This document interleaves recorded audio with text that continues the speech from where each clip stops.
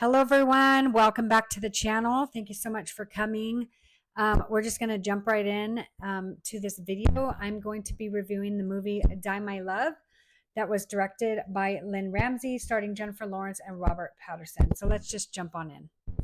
If you're new here to my channel, thank you so much for coming. On here, I do mostly horror reviews. I'll react to videos on ghost hunting, like just a variety of stuff. That's why the title of my channel is Dead Talk, because it's everything that has to do with the dead. So my name is Judy, and if you're new here, thank you so much for coming. I've been obsessed with horror films since I was a kid.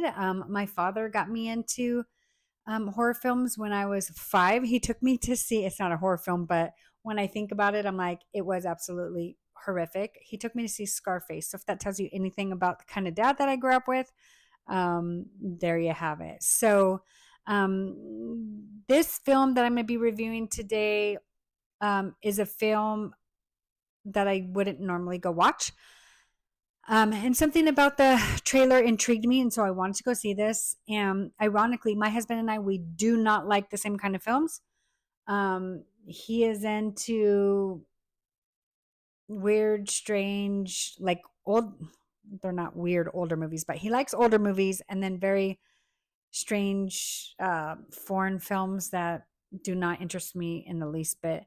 I like foreign horror, but the films that he watches are, well, if this tells you anything about my husband, he loves Woody Allen. He's a huge Woody Allen fan, so he loves Manhattan, that movie, like anything that has him in it, he loves it. So anyway, he said he wanted to go see this film, so I was kind of shocked. So I thought, okay, I was already going to go see it, so I could review it.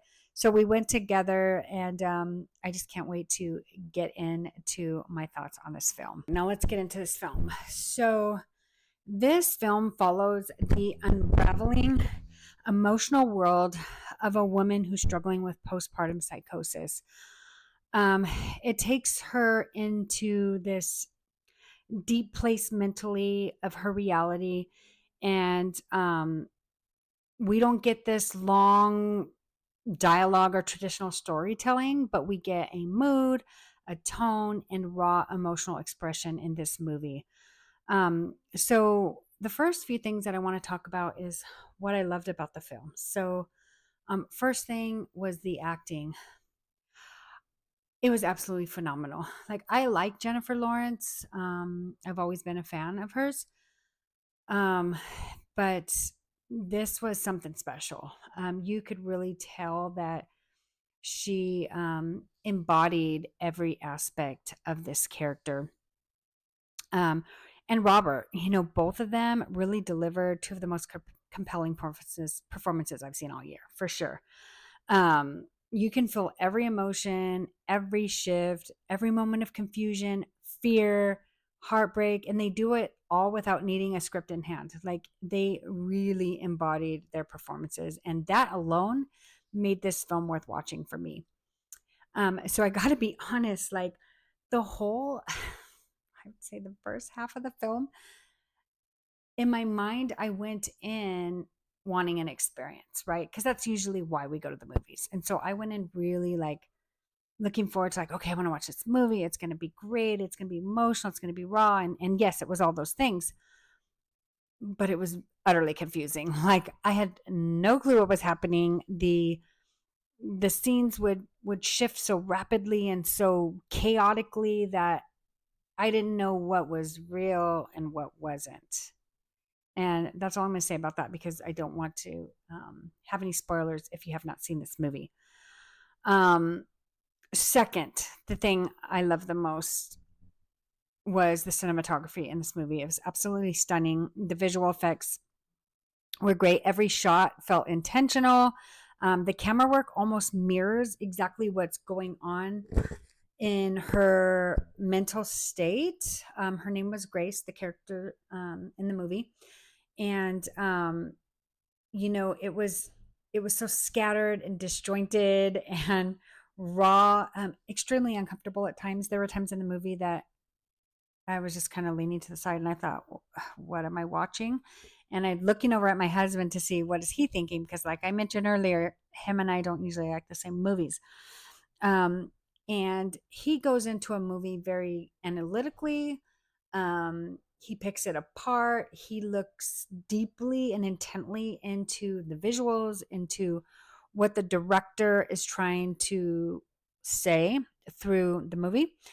Um, and he blows me away. Like his insight into movies impresses me when him and I sit and talk, and he'll point out things in movies like, "Oh, did you know that what just happened there was the director trying to tell you that someone's about to die."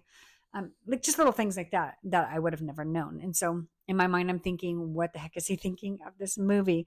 Um, so it was very uncomfortable, but in a way that feels honest. So with even without words, the visuals tell you really exactly what you need to know about what's happening. Okay, so I liked it and I didn't like it at the same time, how scattered this movie was. The storytelling was so scattered, but that was purposeful and it was extremely effective.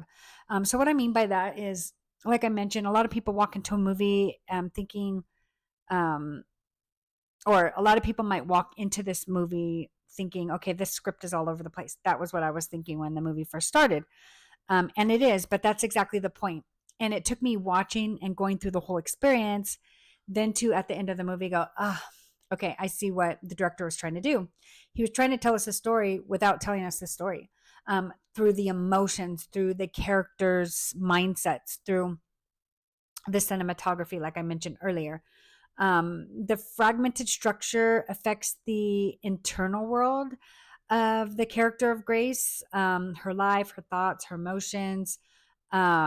They were all scattered. And so that's why the movie was going that way. It was very, very purposeful. The pacing of this movie and the visuals did all the talking for you, so that you could understand really what was happening.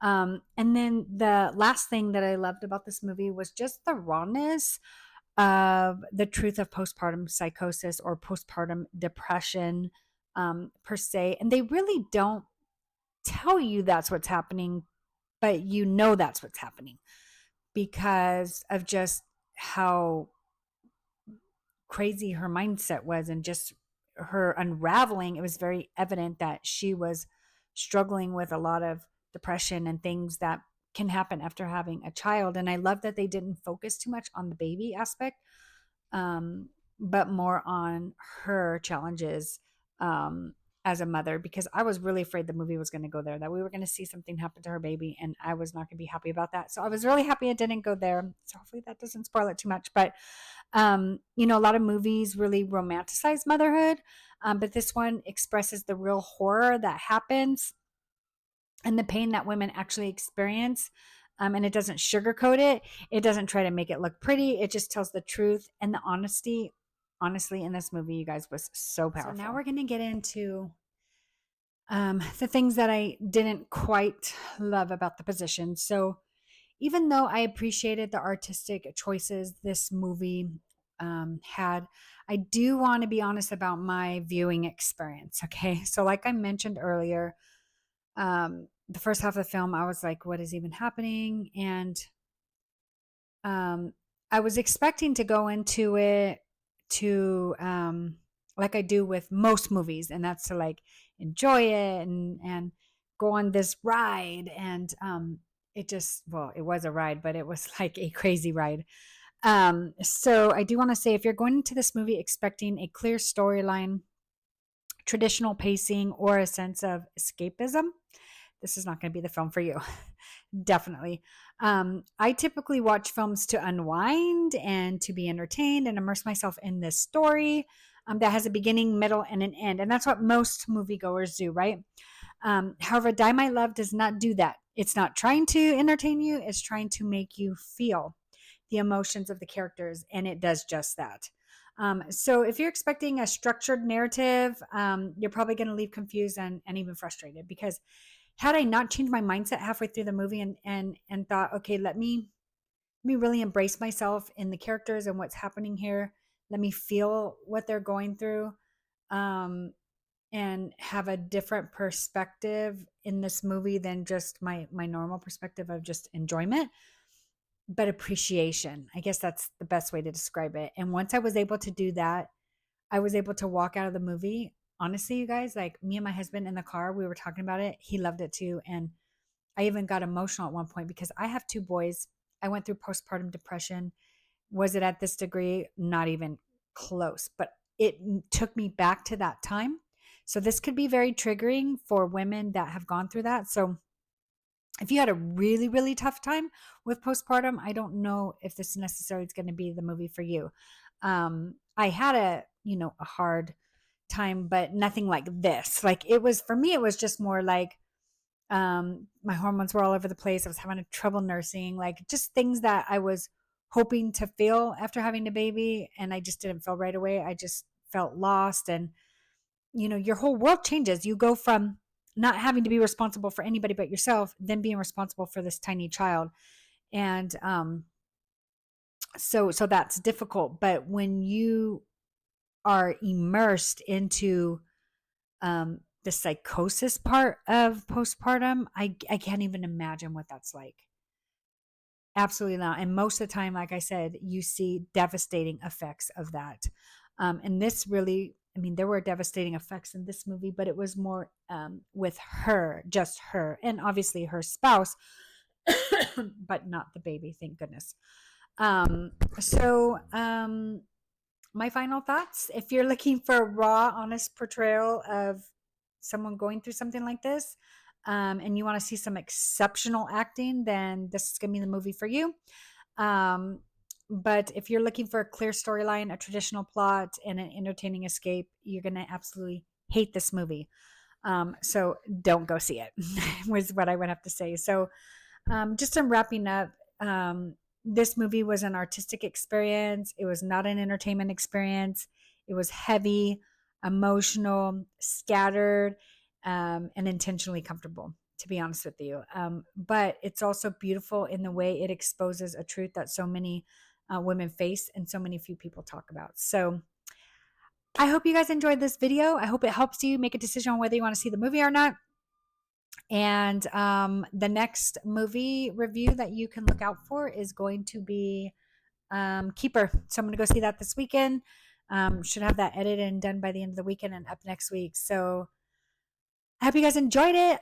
Love you all. Thank you so much for just coming here, listening to me talk about things that I love, really is all I'm doing. This is a passion of mine. I do it on the side. I do have a full-time other job, but I just really, really love viewing movies, talking about them, and having conversations. So I want to know what you guys think. If you saw this movie, please, please, please tell me your thoughts. Even if you hated it, I want to know, because it's just great to hear other people's perspectives. So that's it, guys. Hope you enjoyed this. See you in the next one. Later.